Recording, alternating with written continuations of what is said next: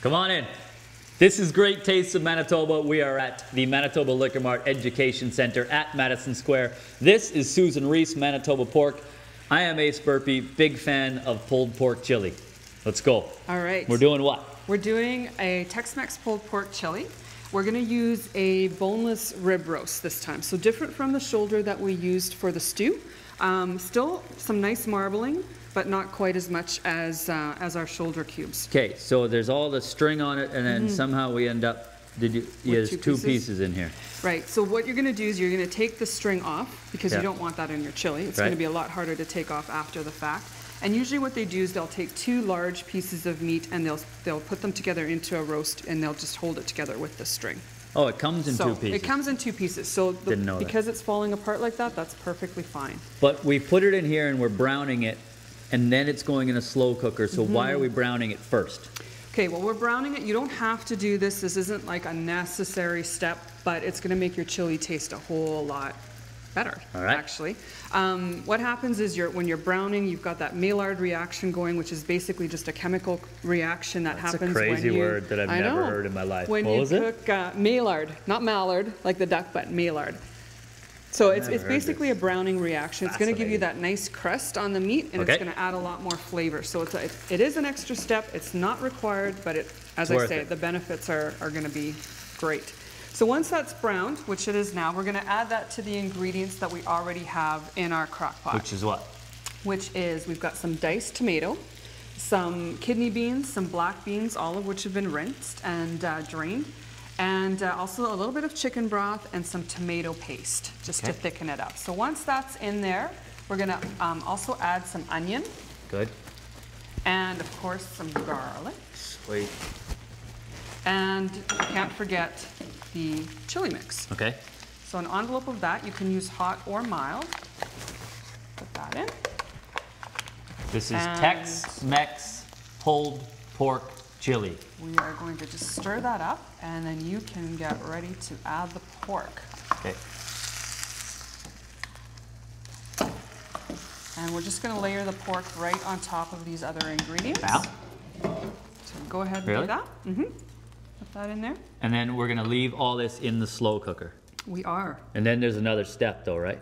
Yes. Okay. We'll get to that in a minute. So we'll put the lid on. This is going to be so good. Now the other thing you have to remember, no peeking with the slow cooker. Because every time you raise this lid off, it's going to add another 15 minutes to your cooking time. You don't want to do that. No peeking. It's not going to burn. Nothing bad's going to happen. Plug it in, set it on low for about 8 hours until the chili's cooked. Okay. All right. So we're going to move over here, and we've got another chili that we've already prepared. Yep. All right. And we've removed the pork pieces. So you can see they're a lot smaller now. Now comes the fun part, which is shredding. How do we do that? So 2 forks. Yes. And we are going to just essentially just pull that apart like that. I'm just going to show you how to do it, and then you can do it. And you're just going to keep pulling it. And the fat is really easy to remove. Any remaining fat can just be sort of just scraped off and put to the side.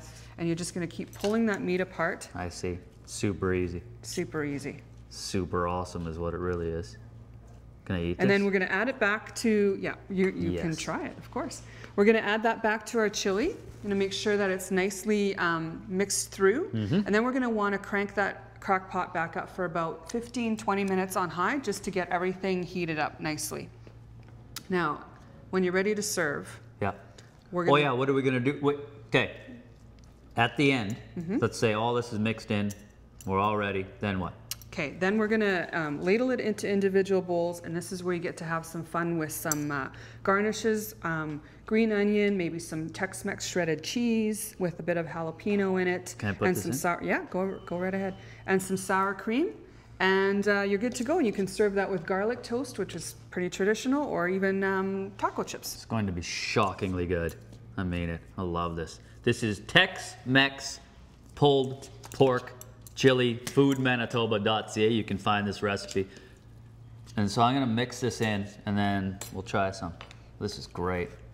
And then Al Bonus has been working the entire time. He's been shopping at Liquor Mart, and he's going to try and pair all these things. I'm intrigued by what he's going to do with this chili. It's going to be good.